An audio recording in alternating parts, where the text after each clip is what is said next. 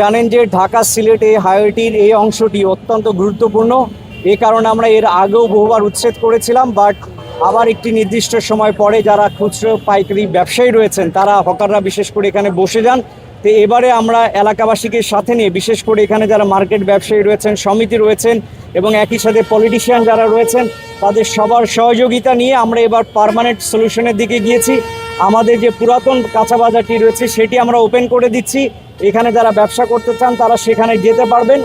একই সাথে আমরা 20 জন আনসার নিয়োগ করেছি এবং 30 জন পেইড ভলেন্টিয়ার আমরা এখানে নিয়োগ করেছি। টোটাল 50 জন এখানে সার্বক্ষণিক দায়িত্ব পালন করবে এবং এতদিন আমরা কাউকেই কখনো জেল দেই নেই, জরিমানা করি নাই এভাবে, যেহেতু এখানে অনেক ক্ষুদ্র হকাররা এখানে ব্যবসা করেন।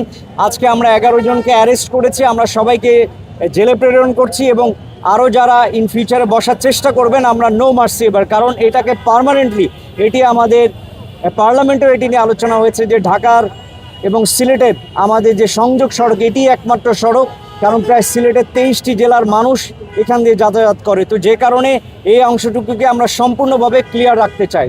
এখানে মিনিমাম 5000 ক্ষুদ্র ব্যবসায়ী রয়েছে।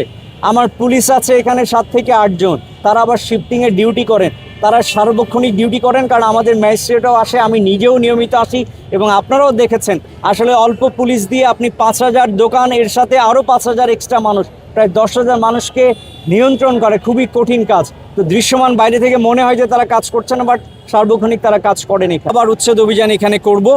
আমাদের সকালে আমাদের ম্যাজিস্ট্রেট, পুলিশ এবং আমাদের ভেকু সমস্ত কিছু রেডি থাকবে। কালকেও আমরা একটানা অভিযান করবো, একটানা 15 দিন কিংবা যতদিন লাগে এটিকে রিমুভ করতে, ততদিন আমরা অভিযান চালাবো।